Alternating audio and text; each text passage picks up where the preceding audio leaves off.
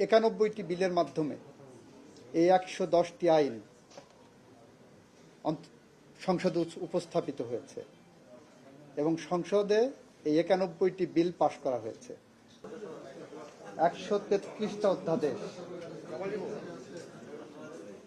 133টা অধ্যাদেশের মধ্যে আমরা যেটা আপনাদের সামনে বলতে চাচ্ছি, 97টা অধ্যাদেশ হুবহু যেভাবে অধ্যাদেশ ছিল সেইভাবে পাশ হয়েছে। 13টি অধ্যাদেশকে আমরা সংশোধিত আকারে পাশ করেছি, ছোটখাটো সংশোধন এখানে এনে।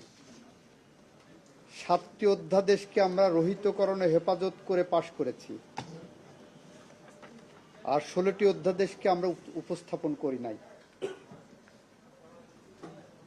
এটা হলো 133টা অধ্যাদেশের স্ট্যাটাস। তার মধ্যে 97, 13 এবং 7 এই 110টি অধ্যাদেশকেই বিল আকারে উপস্থাপন করতে হয়েছে এবং 91টি বিলের মাধ্যমে এই 110টি আইন সংসদে উপস্থাপিত হয়েছে এবং সংসদে এই 91টি বিল পাশ করা হয়েছে। অন্যান্য বিলের ব্যাপারে আমরা যেটা বলেছি, অধিকতর যাচাই বাছাই করা প্রয়োজন।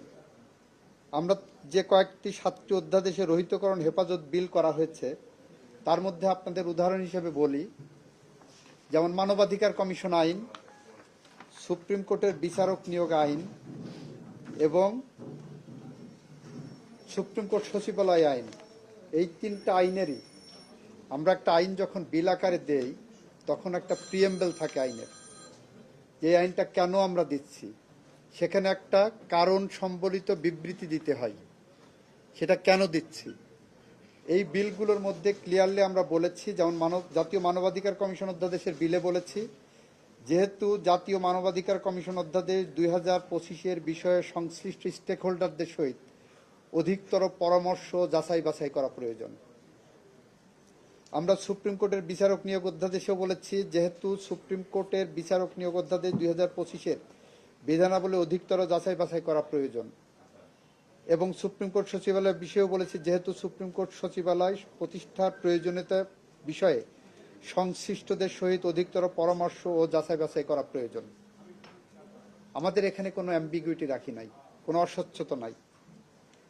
আমাদের সংসদের কাছে আইনের মাধ্যমে যখন বিলটা উপস্থাপন করছি, it becomes and it is past, এটা আইনে পরিণত হয়ে যাচ্ছে। রহিতকরণ বিল হলেও এটা কিন্তু আইনে পরিণত হয়ে যাচ্ছে।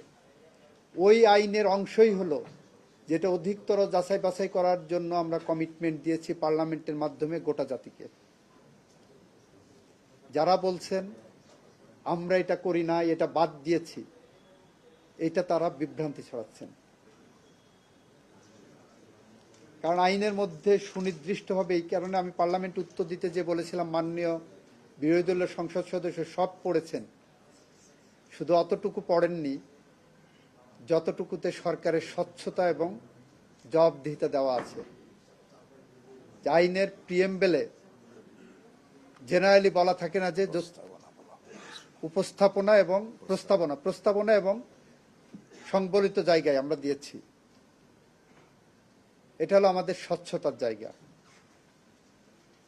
ইতিমধ্যে আমাদের মাননীয় স্বরাষ্ট্রমন্ত্রী বলেছেন, গুম কমিশন নিয়ে যে কথাটা উঠেছে, আপনি গুমের ডেফিনেশন অন্তর্ভুক্ত করলেন আইসিটি একটা আইন পাশ করে,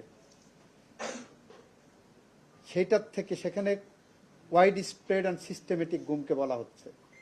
এই আইনের মধ্যে, গুম কমিশন আইনের মধ্যে এটাকে আরবার ডিফারেন্সিয়েট করলেন না। তারপরে যে কি করলেন, গুম কমিশন একটা ডিফাইন করলেন, ডিফাইন করে বললেন মানবাধিকার কমিশনই গুম কমিশন। একটা অ্যাম্বিগুইটি থেকে গেল। ধরেন একজন গুমের শিকার হলো, তার পরিবার গেলেন আইসিটিতে, আইসিটি বলল যে আমি এটা নিতে পারবো।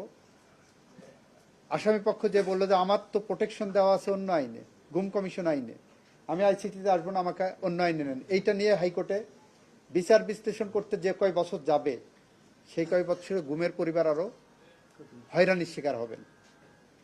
এই কারণে আমরা মনে করেছি যৌক্তিকভাবে এটা আরো বেশি যাচাই বাছাই প্রয়োজন।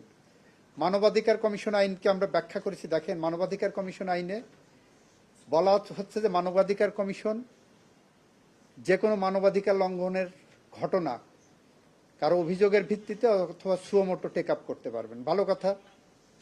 তারপর কতদিনের মধ্যে তদন্তের বা ইসের নির্দেশ দেবেন সেটা নাই। বলছেন যে অনুসন্ধানের দায়িত্ব পাওয়ার পর 30 দিনের মধ্যে প্রতিবেদন দেবেন।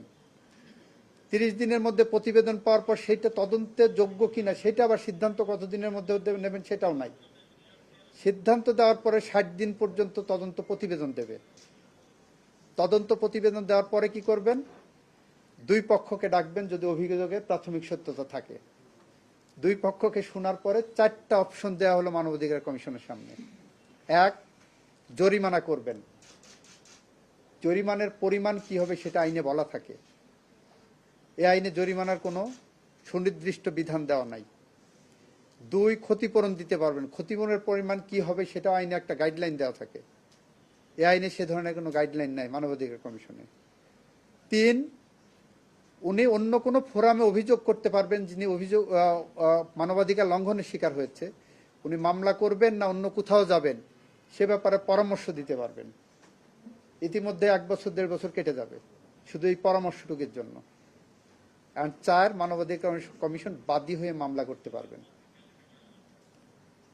তো এক ব্যক্তি একই সংস্থা যখন দুই পক্ষকে ডেকে শুনানি করে একটা জিনিস নিষ্পত্তি করছেন কোয়াসি জুডিশিয়াল অথরিটি হিসাবে, এরপর উনি মামলার বাদী হচ্ছেন, এই আনাবুনিগুলো প্রশ্ন আসবে আইনে, এবং যারা মানবাধিকার লঙ্ঘন করবেন তারা এটার সুযোগ নেবেন।